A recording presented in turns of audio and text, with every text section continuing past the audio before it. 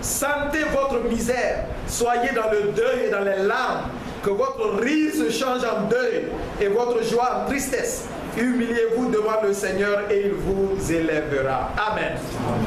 Notre Dieu, notre Père, nous voulons te dire encore merci pour ce matin.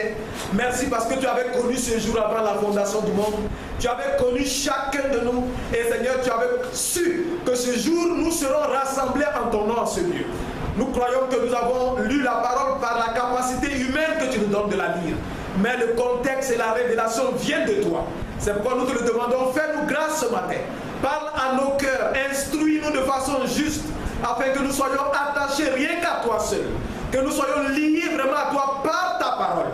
Et que nous devenions une même plante, une même nature avec toi. Vraiment, parle à nos cœurs ce matin et que tout soit pour ta gloire. Nous le demandons au nom de Jésus. Amen. Asseyons-nous. Que le nom du Seigneur soit béni. Frère, nous partageons ces choses parce que vous savez tous le temps qu'il fait et ce que l'adversaire de Dieu est en train d'accomplir sur la terre. Vous voyez, l'histoire même nous parle, ça dit que je parle de l'actualité. L'actualité. Frère Jérôme, que Dieu te bénisse. Notre frère Jérôme a eu un petit accident le mardi passé, je crois, la nuit, mais je crois que ça va beaucoup mieux, il est là ce matin. Que Dieu te bénisse. Voilà, donc c'est très important que nous puissions, frère, vraiment lire Dieu à travers tout ce qui se passe autour de nous. Les Israélites, il y a quelques jours, ont fêté, pour ceux qui ont suivi l'actualité, les 50 ans de la guerre des 6 jours. Vous voyez, la guerre des 6 jours a eu lieu, pourquoi? Parce que les pays arabes qui entourent Israël à l'époque, l'Égypte, la Jordanie, qui avaient tout le territoire jusqu'à Jérusalem, étaient occupés par la Jordanie à l'époque. Donc ce qu'on appelle aujourd'hui la Cisjordanie, c'est-à-dire la rive occidentale du Jourdain, était sous occupation jordanienne. Il y avait la Syrie de l'autre côté. Et ils avaient décidé qu'il faut qu'Israël disparaisse. Dans le Sinaï, les chars égyptiens étaient déjà en train de s'apprêter. Vous comprenez? Ils s'apprêtaient pour faire disparaître le jeune État qui venait de naître. Vous savez, après en 1948, il y a eu la première guerre. Ils ont essayé, ils n'ont pas pu. Parce qu'on a proclamé l'indépendance, pour eux, il ne fallait pas. Ils appellent ça jusqu'à aujourd'hui, comment ils appellent ça, la grande catastrophe. La naissance d'Israël, pour eux, est une catastrophe. Pour les Arabes, Israël ne doit pas exister. Ils disent encore que c'est même là, vous savez que la Corée du Sud, du Nord vient de le dire, qu'Israël est comme un cancer qu'il faut extirper. C'est eux qui dérangent le monde entier. Vous comprenez que quand on parle comme ça, quand ces voix-là parlent, quel est le maître qui est derrière? Vous savez qui parle, n'est-ce pas? C'est l'adversaire, le même qui est venu dire annoncer si tu es le fils de Dieu. Il n'a jamais cru. Et il ne peut pas croire non plus qu'Israël soit le peuple de Dieu. Pour eux, Israël n'a rien à voir avec Dieu, parce que Dieu là, c'est leur Allah, c'est lui qui est Dieu. Et ce Dieu qui leur met tant de haine vis-à-vis d'Israël, vous le savez tous en vérité, que personne ne peut haïr Israël s'il connaît le Dieu d'Israël. Parce que la parole de Dieu est claire, celui qui bénit Israël sera béni, et celui qui maudit Israël sera maudit. C'est-à-dire aucun homme ne peut invoquer le Dieu véritable, le Dieu d'Israël, sans reconnaître que ce Dieu-là a un peuple qu'il a choisi sur la terre. Mais comme vous le savez de tout temps, l'adversaire n'a jamais voulu que le règne de Dieu soit là. Là où Dieu a commencé à régner dans le jardin d'Éden, il fallait qu'il mette Dieu dehors pour que lui prenne la place de Dieu. C'est l'adversaire, c'est le dessein du diable, qu'il veut toujours, c'est-à-dire supplanter Dieu là où Dieu avait son règne. Et c'est pourquoi après, quand nous lisons ces choses, les apôtres nous interpellent. Parce que Dieu nous a liés à lui, il nous a unis. Il nous a appelés à être attachés à lui et à lui seul. À lui seul. La différence entre notre Dieu et tous les autres dieux, c'est qu'il est le Dieu exclusif. Disons amen. Il est exclusif. Comme normalement, dans tout bon couple sérieux, l'amour que l'homme porte à sa femme, je reviens sur le sujet, parce que Dieu lui-même a utilisé cette image-là pour parler à son peuple.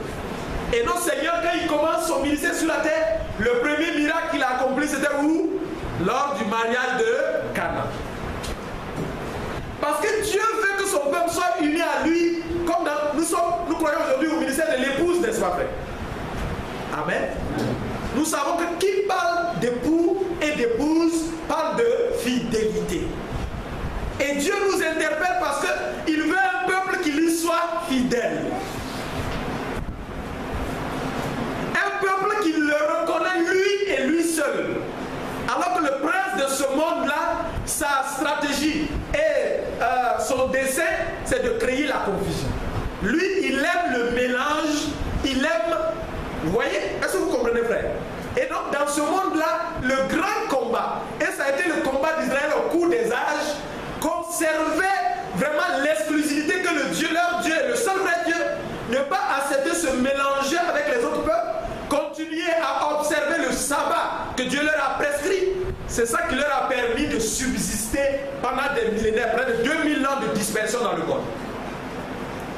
Frère, c'est cela. Ça dit que c'est le respect de l'identité que Dieu leur a donnée. Ils sont un peuple à part. Ce n'est pas une question d'orgueil. C'est le choix souverain de Dieu et le croyant doit le reconnaître. Ce n'est pas affaire d'orgueil. Dieu vous a choisi du milieu du monde. Et Dieu vous a séparé pour que vous soyez à lui et à lui seul.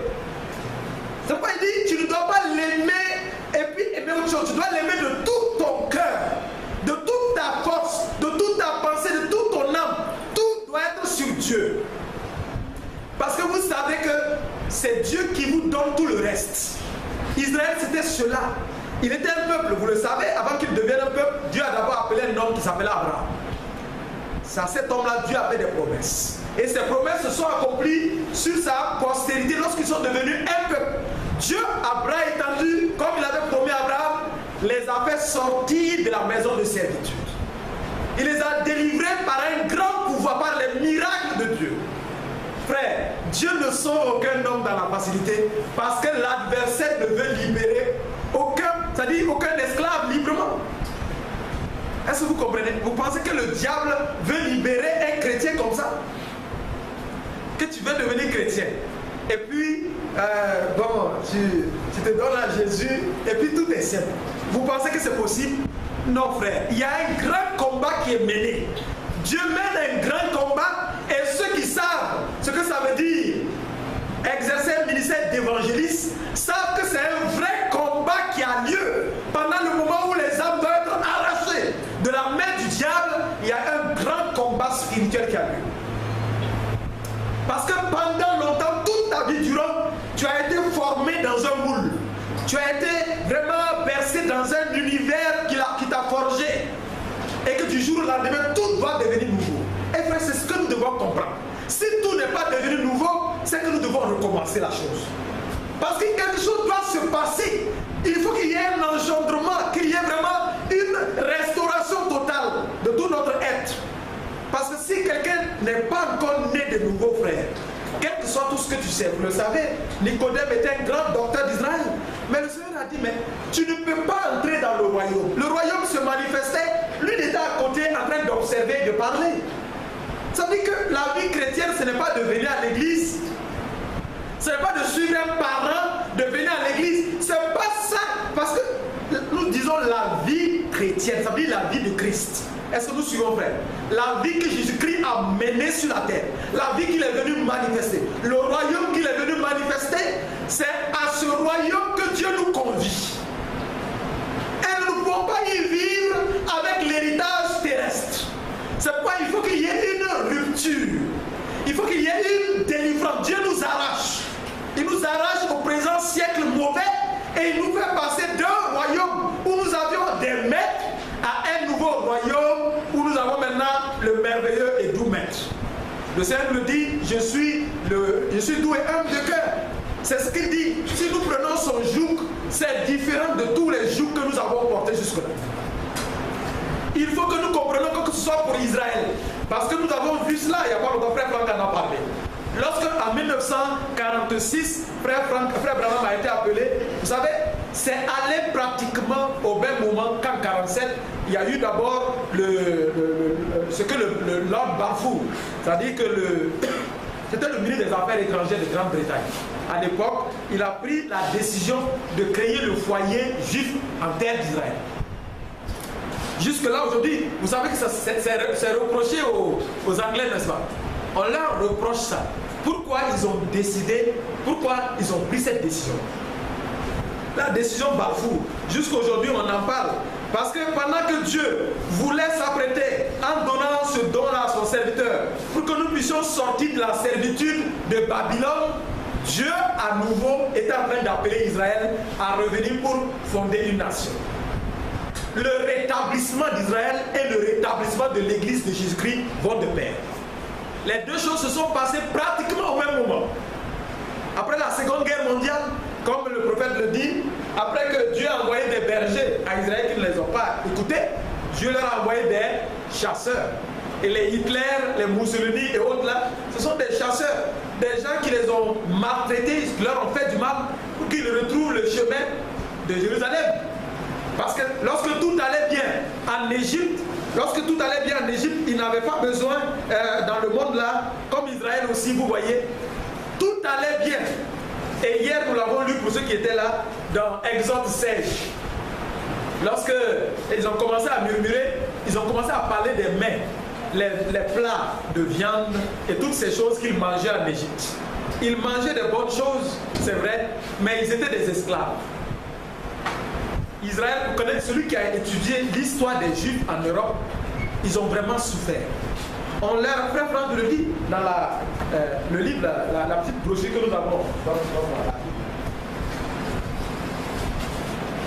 Le frère en parle là, le chemin funeste. Il dit, les pères de l'église chrétienne provenant du paganisme étaient tous plus ou moins sous l'influence hellénique. Quand on dit helléniste, ça veut dire, ça parle des Grecs.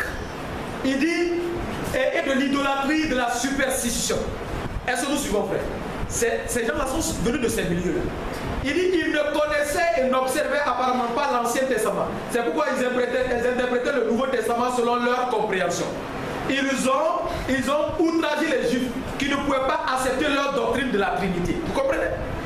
Ils les ont outragés, ils les ont persécutés comme des meurtriers de Christ et de Dieu, et ils les ont maudits par leur nouvelle formule trinitaire inventée au nom du Père et du Fils et du Saint-Esprit. En 321 déjà, le sabbat leur a été interdit par un décret. Vous comprenez? Alors que c'était quoi? Alors que c'était Dieu lui-même qui le leur avait prescrit. Dieu leur avait dit, les enfants d'Israël observeront le sabbat en le célébrant, eux et leurs descendants, comme une alliance perpétuelle. Ce sera entre moi et les enfants d'Israël ainsi qui devra durer à perpétuité.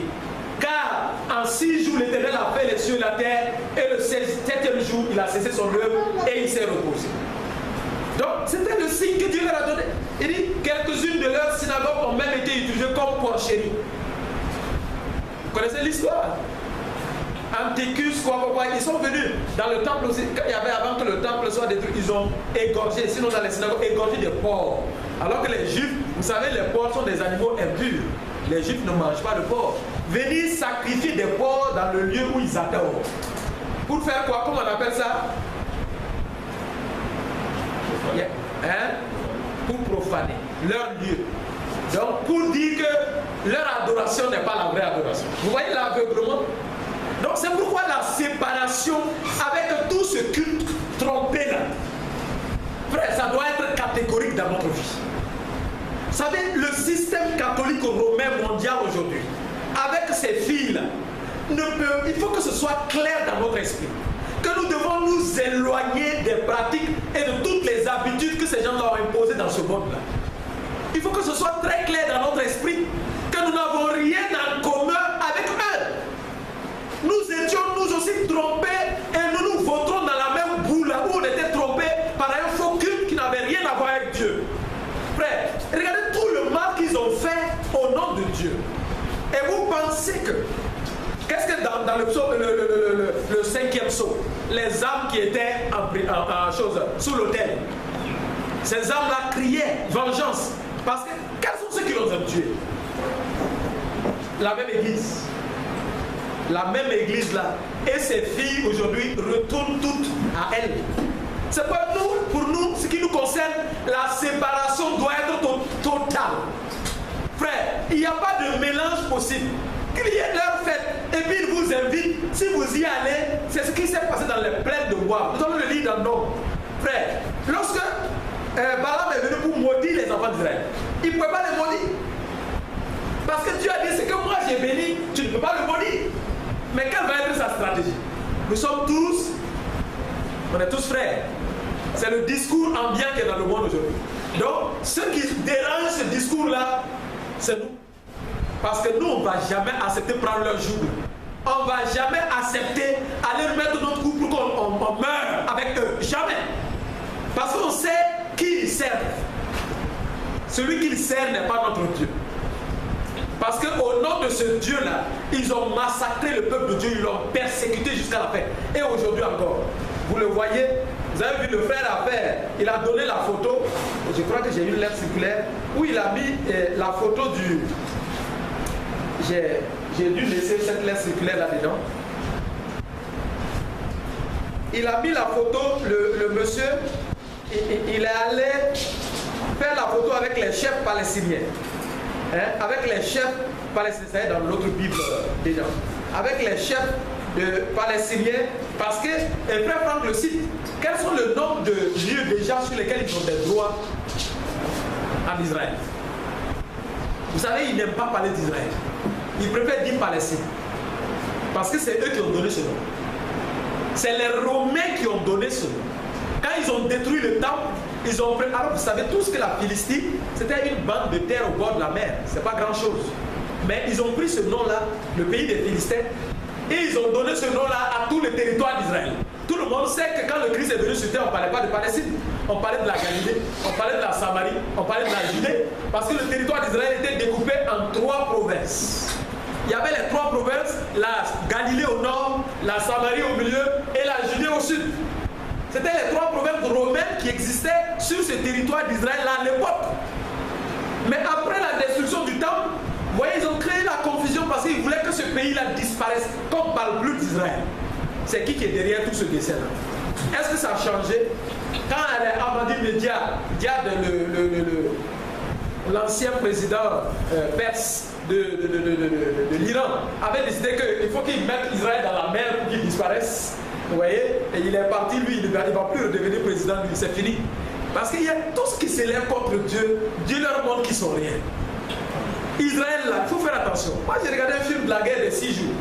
On a demandé à un chef militaire, chose syrienne, qu'est-ce qui s'est passé? Alors qu'ils étaient en train de venir en grande masse. La Syrie, c'était un grand pays. Mais la Syrie, aujourd'hui, en train, vous le voyez tous, détruit une ruine totale. Il dit, mais qu'est-ce qui vous a arrêté? Il dit que lui, il a vu une main blanche qui est descendue du ciel comme ça, qu'il a dit, arrête-toi ici. Il s'est arrêté. Pendant ce temps, Israël est en train de régler aux Égyptiens leur compte. Vous savez, quand je vois le monde trompé, pendant que Israël avait fini de détruire tous les avions égyptiens dans toutes leurs bases, où tous les avions étaient déposés là, les Nasser, ils sont sortis à la radio dire oh aux Arabes là qu'ils sont en train de détruire Israël, ils vont entrer bientôt à Tel Aviv. Frère, et les Arabes sont sortis dans les rues, les gens sont dans les rues du Caire partout dans le monde en train de chanter, de crier qu'ils ont la victoire. Pendant ce temps, ils étaient, ça veut dire c'est terrible. C'est pourquoi la foule, quand vous voyez les gens suivre comme ça, la foule en train d'aller comme ça, il ne faut jamais aller avec la foule. On trompe les gens, on manipule les gens. Quand je vois l'islam, c'est de la tromperie religieuse. Il n'y a rien dedans. Parce qu'il y a les foules, ça rassure les gens. Vous savez, il y a des gens, et quand ils viennent parfois dans une église comme ça, ils ne sont pas rassurés. Ils disent, est-ce que vous êtes nombreux? Non, on n'est pas nombreux, on est quelques-uns là. Et tu penses, c'est pas une secte? Est-ce que c'est pas une secte? Il faut faire attention, hein? Mais la secte, c'est quoi? Qu'est-ce que c'est qu'une secte, frère? Dans secte, vous voyez le mot sectionné, c'est pas vrai? Quelqu'un qui a quitté la racine et qui a fait autre chose. Est-ce qu'il y a plus grande secte que l'Église catholique dans le monde? Est-ce qu'il y a la plus grande secte qui existe là?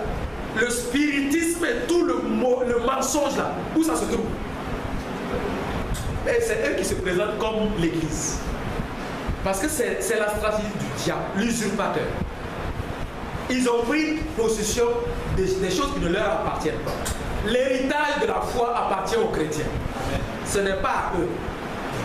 Oui, frère. Oui, mais vous le savez tous et nous l'avons déjà partagé ici. C'est en un seul jour que